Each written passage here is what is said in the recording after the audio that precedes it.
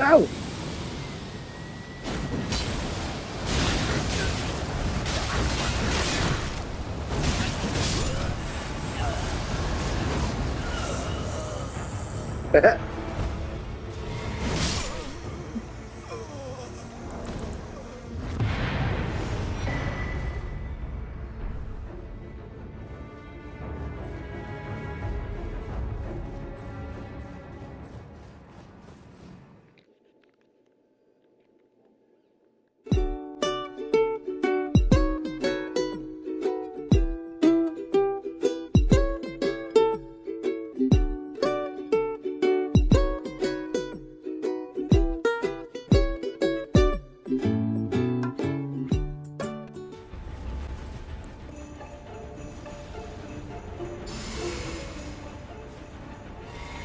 So, doing something a little different this time.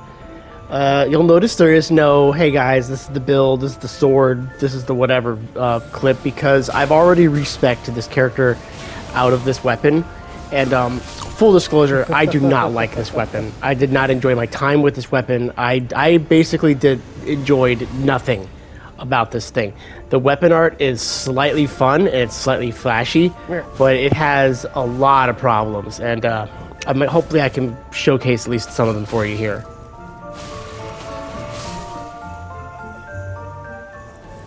Bye-bye. Number one, the Great Curved Sword moveset. It's a little too, I don't want to say predictable, it's too telegraphed. That's a good word. It's too telegraphed, in my opinion, especially those running R1s. It has so much of a wind-up that they're just so easy to dodge. And even a non-skilled PvP player is going to have no problem dodging your running R1s, as you'll see a lot in these clips. It takes, especially with the Elden Ring's latency, it takes a particularly well-timed running attack to hit someone who's spamming dodge. You can use the running R2 to like kind of change up your timing a little bit, but again, it's the same problem, just a little slightly different. So my main issue with this weapon is the stat allocation, or the scaling. If I remember correctly, it's a B in strength, and I want to say a CC in dex and faith.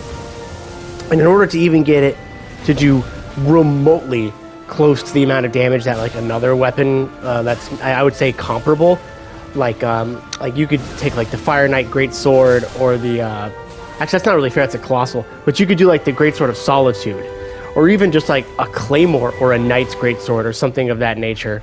Freya's Sword, that's another curved Greatsword.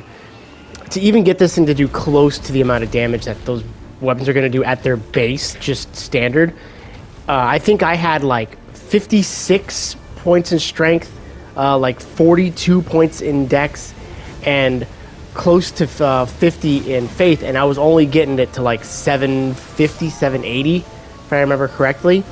It just does nowhere near the amount of damage that it should do with, you know, the amount of points that I was pumping into different damage boosting stats.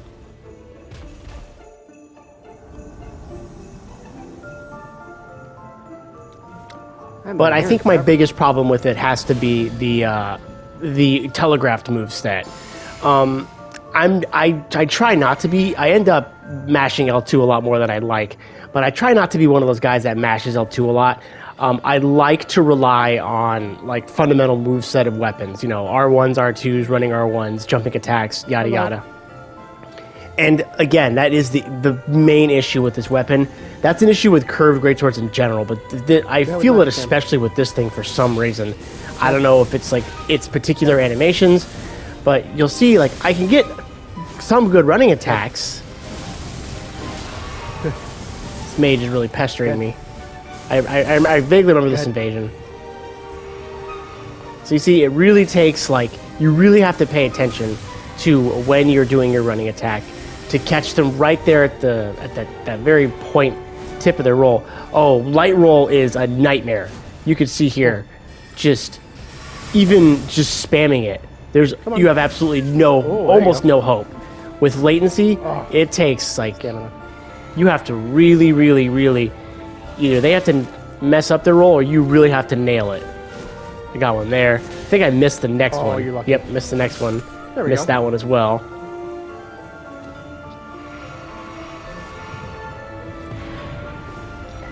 I'm going to try not to spend the whole video just complaining. My magic There is are hurting. good things about this weapon. What It's do not I like do it's all now? negatives. It is a curved greatsword, so the stamina use is actually incredibly low for a weapon that does. I will say when you're statted properly, it does a good amount of damage. So for a weapon that does this amount of damage, it is incredible. Low amount of stamina that it uses. I do like the fact that because it's a curved greatsword, it has those wide swinging R1s. So it's a lot of good cleave options as far as if your people are for turn and burns, getting people to kind of chase you around a corner or something like that. And especially with the weapon art. But the weapon art does have some problems, which we'll go into here a little bit later. I will say, however, in a one-on-one, this thing does phenomenal. If you don't have anyone pestering you, similar to how this bonfire duel just went down, if you have a good connection one-on-one, this thing will do very, very well. It's very good at pressure. It's very good at pestering people, especially with those running curved slashes. It is a very, very good weapon for maintaining a high-pressure offense. Now, really, you should be using the Sword of Light buff, not Flame Grant Me Strength. I don't think I had gotten it on this character yet. I'm not really sure why I wasn't using it, or I think it was just a matter of I didn't feel like, changing out everything. Cause I was more just testing the sword than anything. Bloodthirsty, you guys. Not very. This actually is a funny invasion. I expected them to chase me onto this roof here, but they didn't. So, and this is kind of what I'm talking about, where if you can get people to trade with you, that because it's a curved greatsword, it's just going to swing through stuff. There you saw another example. I forgot what happened to that guy. That's pretty funny. Thank you for the assist, I guess. But there you saw another good example of like That was... it is a good crazy. trade weapon. I almost died. I will say that, but it is a good trade weapon in those kind of scenarios.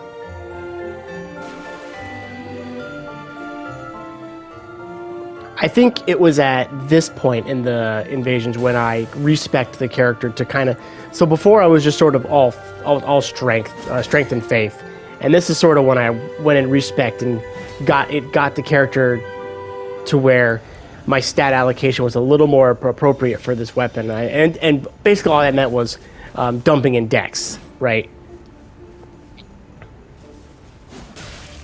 Which you saw that was one of my favorite things to do is toggle off your weapon and just press L2 and it's automatically can always be a kick.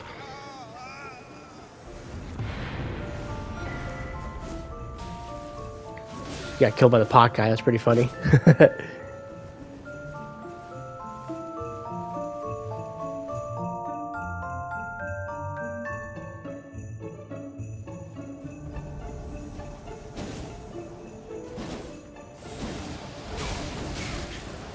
What you will see over and over again, especially with this weapon art, one thing I do love about this weapon art is it is phenomenal at roll catching, as you saw there. It is a phenomenal weapon for hitting the first two, especially if they're close, hitting them with that second batch. So it does 2 per L2. So it's like 1, 2, 1, 2, 1, 2. Now, what I will say is I wish the storm got bigger. So I wish maybe like it started off small and contained, sort of on top of you for the first two, and then like the second two went out more, and the last two went out even further, and maybe like increased FP use for each one. That's my one thing about the weapon is it's kind of like, unless they're standing on top of you and not moving, there's really no reason to hit it more than twice. What you'll see here is another issue I have with the weapon art. It seems to, even though the hitbox appears to be 360 degrees, it seems to have issues hitting on the sides and especially behind you. I'm not really sure why that is, or if maybe it was just maybe I shouldn't be locked on. Maybe that's the issue for me. I'm not 100% sure, but there's more invasions to come that you'll see it a lot more clearly than you saw it for this one.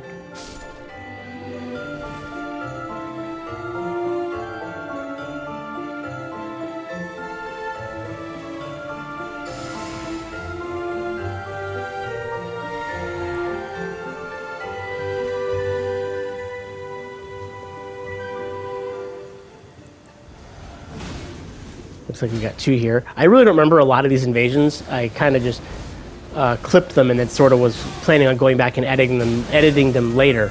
And I just never really got around to it before I switched off of the weapon. You see, this is one thing I will say about the weapon art is if you don't hit them, so like let's say you don't get the first 2 hits, if their rolls are just timed the other way. So like, you know how if it's either a roll catch or it isn't. So if it isn't a roll catch, the way it's timed, it's almost like it's timed to the exact timing of a roll.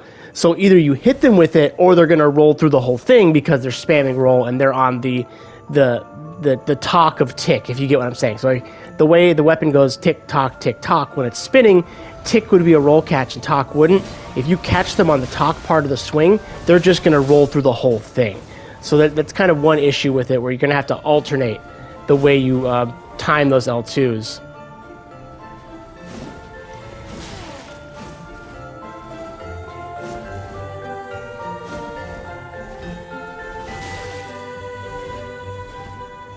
I've never understood the dual Reapers, I'll be honest. I've tried them. One Reaper is fundamentally better. Like, Dual Reaper has basically nothing going for it. You lose the hyper armor off the running attack, from what I understand. The running R1 with a Reaper is phenomenal. The jump attack's not that good, and the power stance moveset is just terrible. So I really don't understand the dual Reapers. It's a little caveat there. I think this might be one of the invasions where you really see the... I don't want to use the word inconsistent, because I don't believe it's inconsistent. I think it's just a matter of the hitbox. Yeah, I think this is one. That's another thing, because it's similar to the R1s, it has such a wind-up. And there's almost no... Yeah, see there? There's almost no hyper armor on it, so similar to Mesmer's Orb, just about anything's going to knock you out of that animation. And you see here, it's another example of all you have to do is just kind of wait for me to see me start up that running animation, and you're going to dodge this thing every time.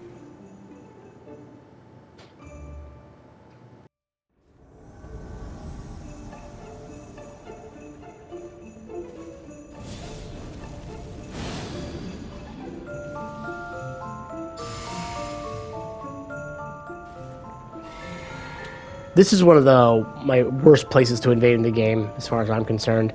If Draconic True Sentinel's not there, there's almost no options for you. You can run backwards on this bridge and get back down to where the other I don't know what to call them, the other lightning weird cat people are. But you see there, even Bloodhound Step.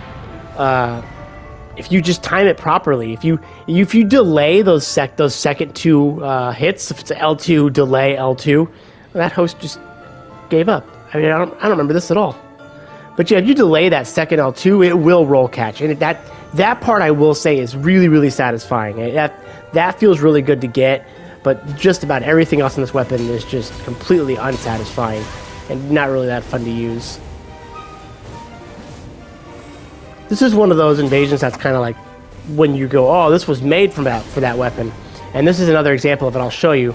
So I spin the camera, and it just seems like everybody kind of just barely got out of that. Whereas if I would have locked onto one person, I feel like I would have got one kind of down a little more. They're going to initiate their spam here. Another thing, it seems to have problems with obstacles, similar to how you saw there. It will bonk on things. Here comes a empty backstab, my favorite thing ever. I thought I would knock him out of that weapon art with just a running attack. I guess that has more hyper armor than I expected. If that was Mesmer's Orb, I would have knocked him out of it. As you can tell, I'm still a little frustrated with that. The lack of hyper armor on that move. And here we go. So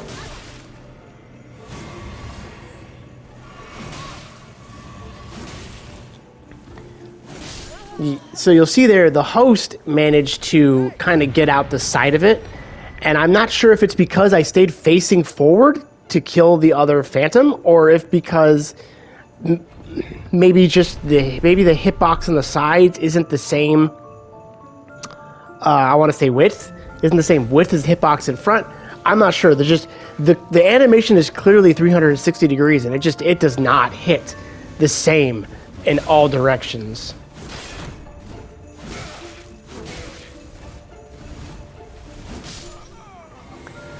I remember this one being kind of gimmicky. I think this like host glitches out if I remember correctly. Oh yeah, look, I just broke his shield there, and he was just like stuck in a walking animation.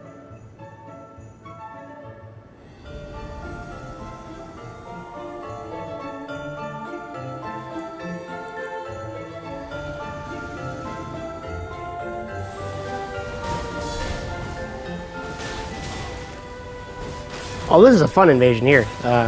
Dual fingerprint. So I get occasionally asked, how do you deal with fingerprint shield? And honestly, the way you deal with it is just toggle off your weapon. So especially if they're going to hug. If you're going to hug their shield like this. See there, like I feel like if I would have been facing him, because in the last invasion you saw how far out it hit that other Phantom. He was closer than that, but because he was to the side, not directly in front of me. See, that's how you deal with fingerprint. Is you just kick. You just toggle off your weapon. And you see, I instinctively swapped, thinking I had a dagger, and I do not. So that was just me fat fingering something there.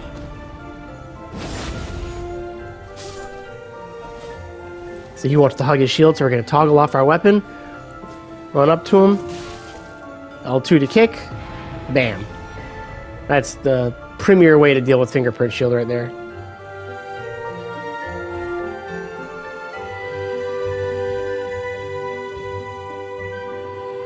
I don't know why hosts keep jumping off the edge when it comes to me. But I will say, so kind of in finalization, I really don't like this weapon. I feel like there's so many better options as far as curved greatswords. There's so many better options as far as just weapons in general.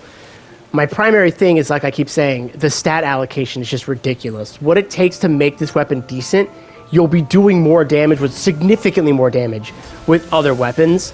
And I don't think that this cool weapon art is worth the lack of base damage in other places.